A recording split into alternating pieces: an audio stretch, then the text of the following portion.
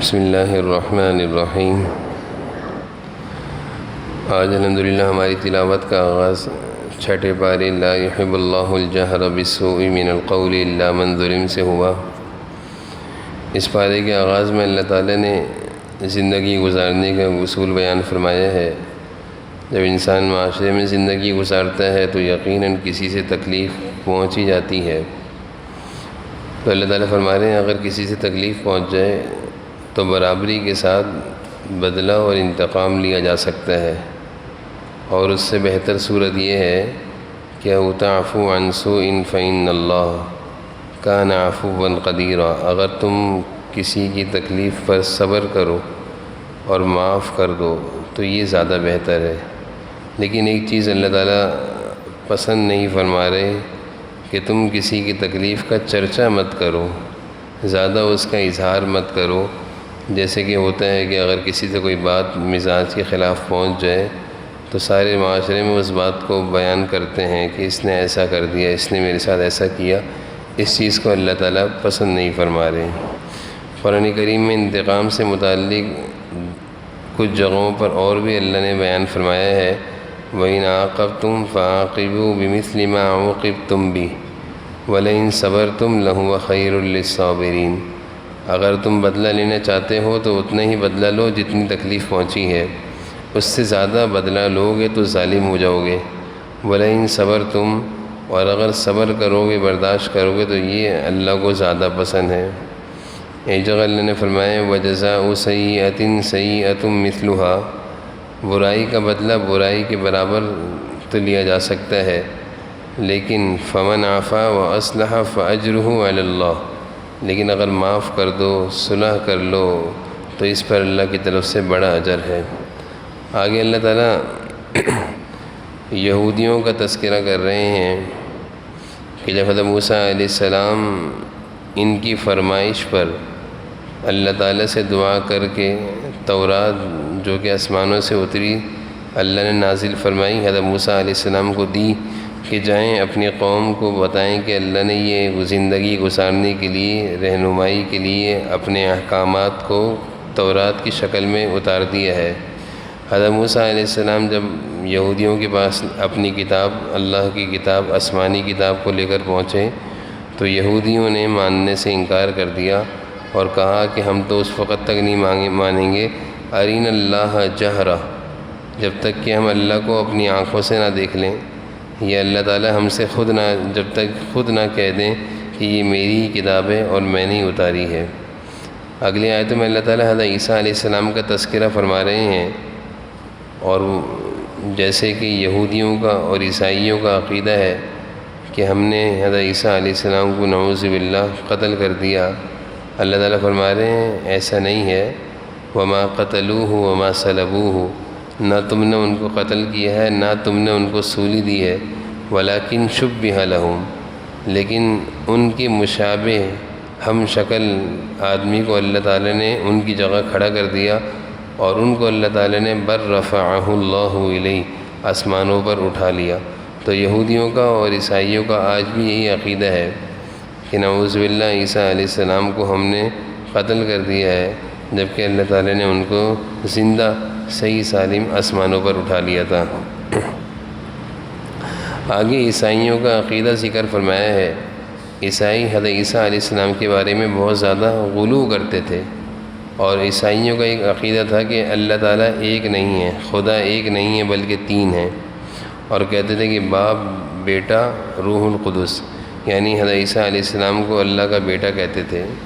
اللہ تعالیٰ نے اس غلو سے ممانعت کرتے ہوئے صحیح عقیدے کی وضاحت کی ہے، انما المسیح عیسیٰ ابن مریم رسول اللہ وکلمتہ، کہ عیسیٰ اللہ کے بیٹے نہیں ہیں بلکہ وہ حضرت مریم کے بیٹے ہیں اور اللہ کے رسول ہیں۔ البتہ اللہ تعالیٰ نے اپنی قدرت سے بے باپ کے ان کو پیدا فرمایا ہے۔ سورۃ المائدہ شروع ہوتی ہے، یہ سورت یا ایھا الذین آمنوا سے شروع ہو رہی ہے۔ حضرت عبداللہ بن مسعود رضی اللہ عنہ فرماتے ہیں کہ جب اللہ تعالیٰ قرآن کریم میں کسی جگہ یا ایھا الذین سے خطاب کریں تو غور سے سنو، کیونکہ یقیناً آگے اللہ تعالیٰ اپنے ایمان والے بندوں کو کسی بھلائی کا کسی اچھائی کا، کسی بہتری کا حکم دے رہے ہیں۔ تو یہ صورت بھی یا ایھا الذین آمنوا سے شروع ہو رہی ہے۔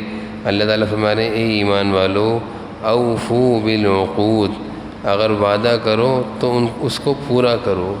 قرآن کریم میں جگہ جگہ وعدے کو پورا کرنے کا اللہ نے ذکر فرمایا ہے۔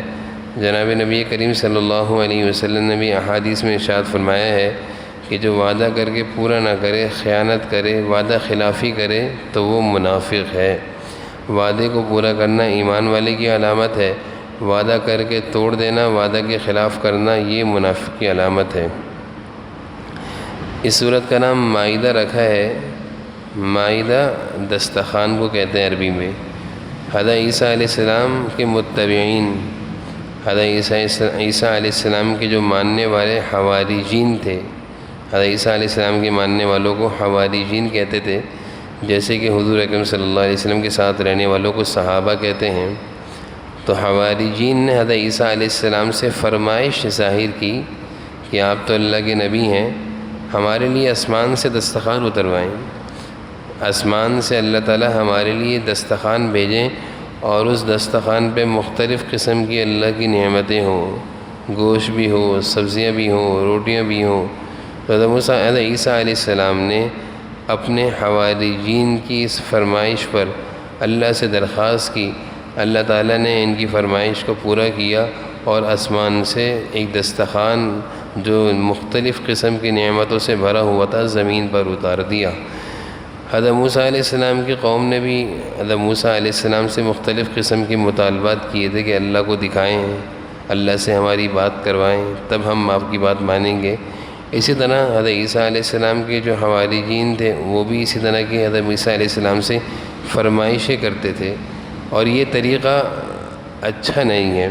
جناب نبی کریم صلی اللہ علیہ وسلم نے اپنے صحابہ کی، اپنی امت کی اس طرح تعلیم اور تربیت فرمائی ہے کہ جو اللہ کہیں اس کو منعاً تسلیم کر لو، آگے سے سوال مت کرو، آگے سے کسی چیز کی فرمائش ظاہر نہ کرو، جیسا اللہ کہیں ویسا قبول کر لو۔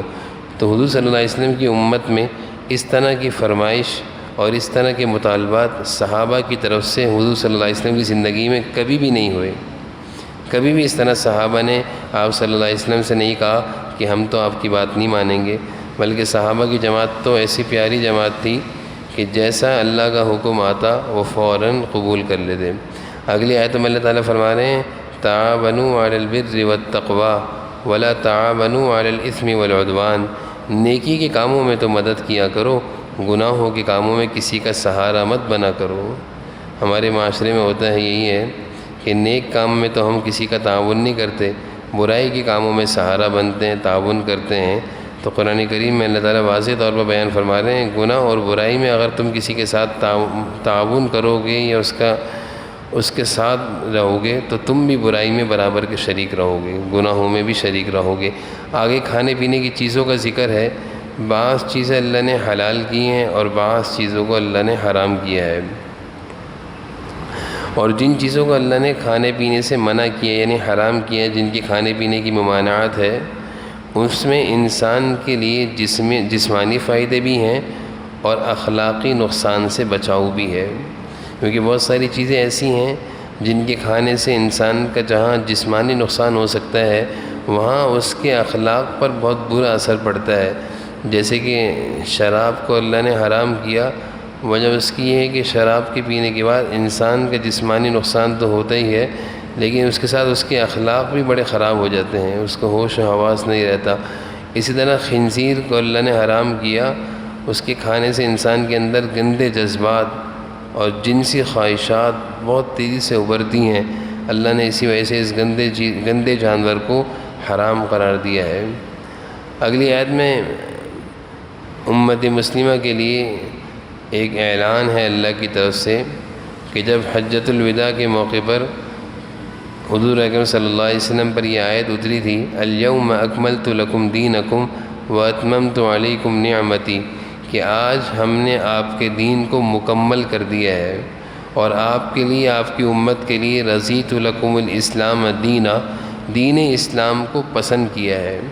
تو یہ دراصل یہ آیت مسلمانوں کے لیے ایک خوشخبری ہے کیونکہ اس آیت کے ذریعے اللہ تعالیٰ دین اسلام کی تکمیل کا اعلان کر رہے ہیں۔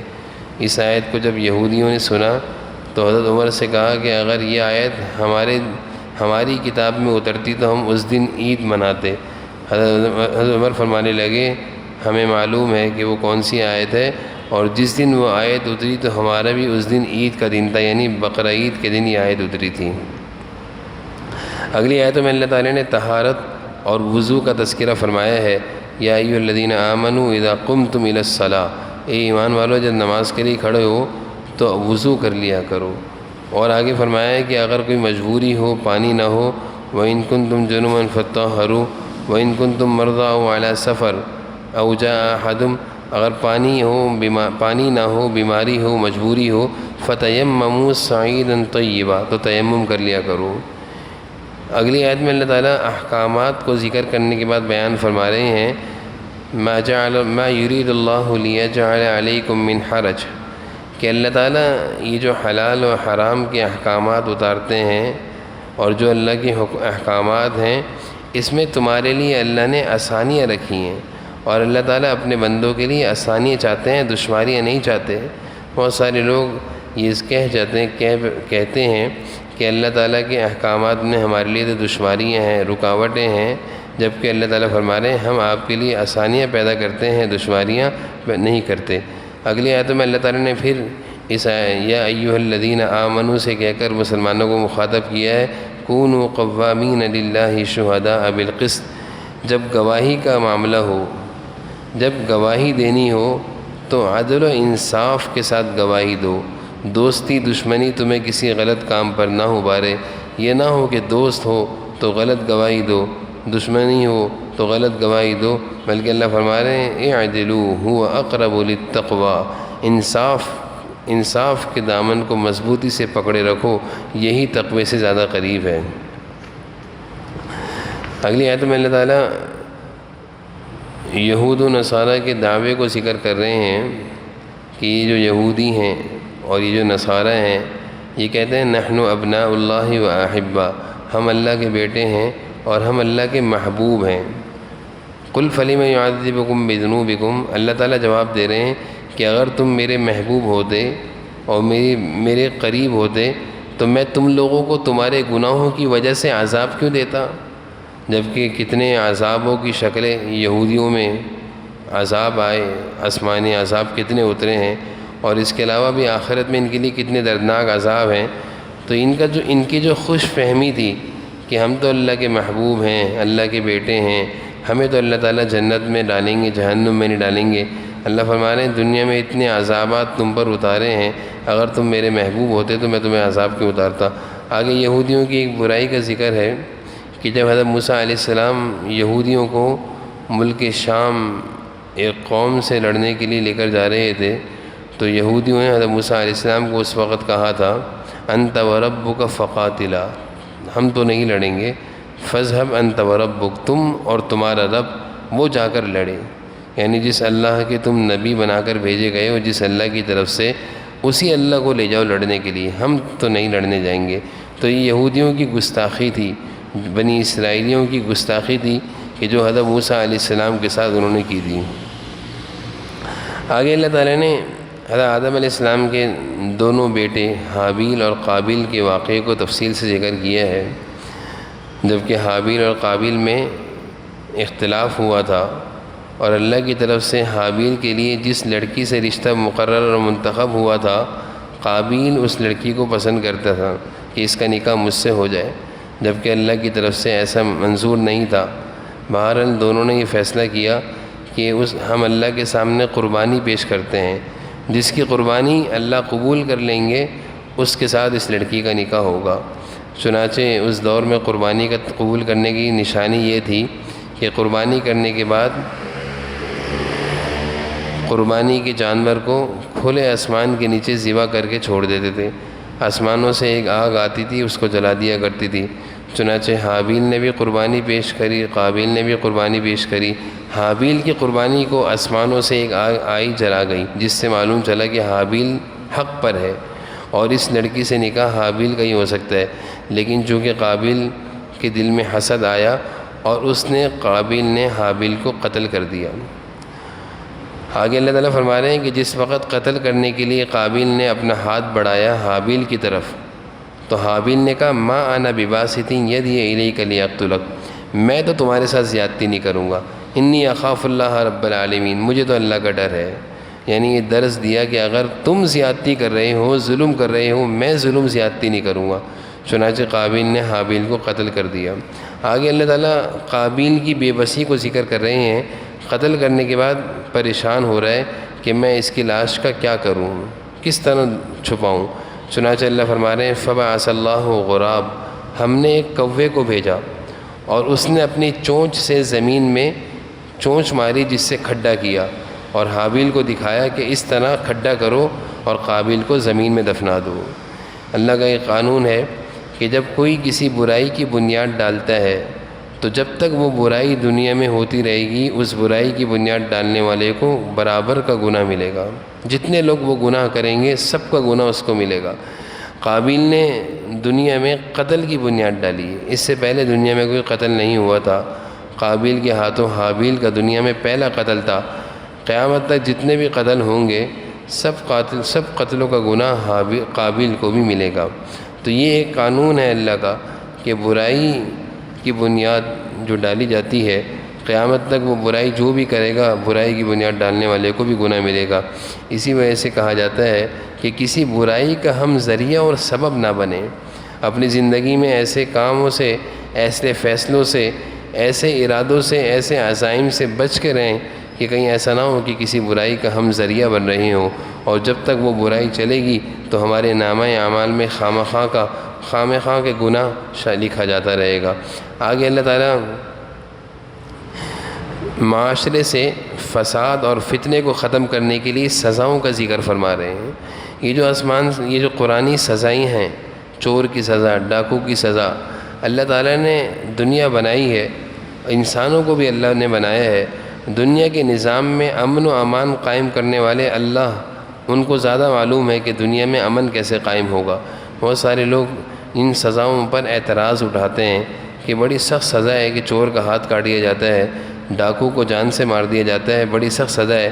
لیکن یہ سزا اللہ کی طرف سے ہے، اللہ کو زیادہ حق ہے، کیونکہ دنیا بنانے والے بھی اللہ ہیں، انسانوں کو بنانے والے بھی اللہ ہیں، دنیا کے نظام میں امن و امان قائم کرنے والے بھی اللہ ہی ہیں۔ چنانچہ ڈاکو کی سزا اللہ فرما رہے ہیں یحاربون اللہ ورسولہ ان یقتلوا او یصلبوا او تقطع ایدیہم، کہ ڈاکو اگر ڈاکہ ڈالتے ہوئے جس کے مال چھین رہے ہوں اس کو قتل بھی کریں، اس کا مال بھی چھینیں، تو اس ڈاکو کو جرم میں قتل بھی کیا جائے گا، سولی بھی لٹکایا جائے گا، اور اس کے ہاتھ پاؤں بھی کاٹے جائیں گے۔ آگے اللہ تعالیٰ چور کی سزا بیان کر رہے ہیں کہ اگر کوئی چور چوری کرے والسارق والسارقۃ فاقطعوا، تو اس چور کا ہاتھ کاٹ دو، تاکہ آئندہ کے لیے لوگوں کے لیے عبرت بن جائے۔ دوسرا کوئی اس طرح کے جرم کرنے سے پہلے سوچے گا کہ اگر ہاتھ چوری کری پکڑا گیا تو ہاتھ کٹے گا، لوگ پہچان لیں گے کہ چوری کی تھی جبھی تیرا ہاتھ کٹا ہے۔ لیکن ان سزاؤں کو ہمیشہ سے اجرا کرنے سے لوگ رکاوٹ بنتے ہیں کہ یہ بڑی سخت سزا ہے، جبکہ ان سزاؤں کا اجرا ہو جائے اور ایک دو چوروں کے ہاتھ کاٹ دیے جائیں تو یہ چوری معاشرے سے ختم ہو جائے۔ آگے اللہ تعالیٰ یہودیوں کا ذکر فرما رہے ہیں، ان کی برائیوں کا تذکرہ مزید چل رہا ہے۔ کئی آیتوں میں اللہ تعالیٰ نے یہودیوں کی برائیوں کا تذکرہ کیا ہے۔ آگے اللہ تعالیٰ مسلمانوں کو ہدایت دے رہے ہیں لا تتخذوا الیہود والنصارى اولیاء، ان یہود و نصارہ کو اپنا دوست مت بنانا۔ اور آگے اللہ تعالیٰ فرما رہے ہیں بعضهم اولیاء بعض، یہ آپس میں ایک دوسرے کے دوست ہو سکتے ہیں، اگر تم ان کو اپنا دوست بناؤ گے تو تم بھی انہی میں سے شمار ہوگے۔ قرآن کریم میں اس طرح کی آیتیں کئی جگہوں پر آئی ہیں جس طرح کہ اللہ تعالیٰ نے مسلمانوں کو واضح طور پر کہا ہے کہ ان کو دوست نہیں بناؤ۔ اور اگلی آیتوں میں اللہ فرما رہے ہیں انما ولیکم اللہ ورسولہ، ایمان والوں کے دوست تو اللہ اور اس کے رسول ہوتے ہیں، اور ایمان والوں کے دوست ہوتے ہیں جو نماز قائم کرتے ہیں، زکوٰۃ دیتے ہیں۔ ان ایسے لوگوں کو دوست بناؤ، ان یہودیوں کو دوست مت بناؤ۔ آگے اللہ تعالیٰ فرما رہے ہیں لا تتخذوا الذین اتخذوا دینکم، دین کی کسی بات کا مذاق مت اڑاؤ۔ بعض اوقات مسلمان بھی دین کی باتوں کا مذاق اڑاتے ہیں، کوئی ایسی دین کی بات ہوتی ہے جس پر خود عمل نہیں کر رہے ہوتے اور کوئی دوسرا عمل کر رہا ہوتا ہے، جیسے کہ معاشرے میں دیکھا گیا کہ اگر کوئی داڑھی رکھے تو داڑھی والے کا مذاق اڑاتے ہیں، اگر کوئی خاتون پردہ کرنا شروع کر دیں، شریعت کے مطابق زندگی گزاریں تو اس کا مذاق اڑایا جاتا ہے، اگر کوئی سنت کے مطابق شلوار ٹخنوں سے اونچی کر لے تو اس کا مذاق اڑایا جاتا ہے۔ اللہ تعالیٰ اس چیز کو پسند نہیں فرما رہے کہ یہ مذاق اڑانا یہ اللہ کے نزدیک پسندیدہ نہیں۔ اگلی آیتوں میں اس پر اللہ تعالیٰ نے لعنت اور عذاب اور غضب اور غصے کا اظہار فرمایا ہے۔ آگے اللہ تعالیٰ انبیاء کی گستاخی کی ذکر فرما رہے ہیں کہ یہودی اب تک تو انبیاء کی گستاخی کیا کرتے تھے، نبیوں کو ستایا کرتے تھے، اب تو انبیاء سے آگے بڑھ کر اللہ تعالیٰ کی شان میں بھی گستاخی کر رہے ہیں۔ اللہ تعالیٰ نے فرمایا کہ مال خرچ کرو تو یہودی کہنے لگے ید اللہ مغلولہ ان اللہ فقیر ونحن اغنیاء، نعوذ باللہ۔ یہودیوں نے کہا کہ ان اللہ فقیر، اللہ فقیر ہو گیا ہے، ونحن اغنیاء، اور ہم مالدار ہیں جبھی اللہ ہم سے مال خرچ کرنے کا کہہ رہا ہے۔ اور اسی طرح یہودیوں نے کہا ید اللہ مغلولہ، کہ اللہ کے ہاتھ تنگ ہو گئے ہیں۔ تو ان آیتوں میں اللہ تعالیٰ فرما رہے ہیں کہ یہ یہود قوم بنی اسرائیلی اتنے بدبخت ہیں کہ انبیاء کی گستاخی تو کیا کرتے تھے، اللہ کی شان میں بھی گستاخیاں کرنا شروع ہو گئے۔ آگے 7واں پارہ شروع ہوتا ہے وَإِذَا سَمِعُوا۔ اس پارے کے آغاز میں اللہ تعالیٰ نے قرآن کی تلاوت کی تاثیر کو بیان فرمایا ہے۔ اللہ تعالیٰ نے اپنے کلام میں بڑی تاثیر رکھی ہے، دل صاف ہو، دل میں بغض اور عناد نہ ہو، اور گناہوں کے میل کچیل سے اگر دل صاف ہو اور پھر قرآن کو پڑھا سنا جائے تو ضرور یہ قرآن اثر کرتا ہے۔ اللہ فرمانے تَرَىٰ أَعْيُنَهُمْ تَفِيضُ مِنَ الدَّمْعِ، اہل کتاب میں سے کچھ لوگ ایسے ہیں جن کے دل صاف ہیں، بغض و عناد نہیں ہے، ان پر بھی قرآن اثر کرتا ہے کہ جب وہ قرآن کو سنتے ہیں تو ان کی بھی آنکھوں سے آنسو بہنا شروع ہو جاتے ہیں۔ آگے اللہ تعالیٰ ہدایت دے رہے ہیں کہ کھانے پینے میں حلال چیز ہوگا، حلال چیزیں کھاؤ، حرام سے اپنے آپ کو بچاؤ۔ اللہ تعالیٰ ہم سب کو سمجھنے کی الحمد للہ رب العالمین۔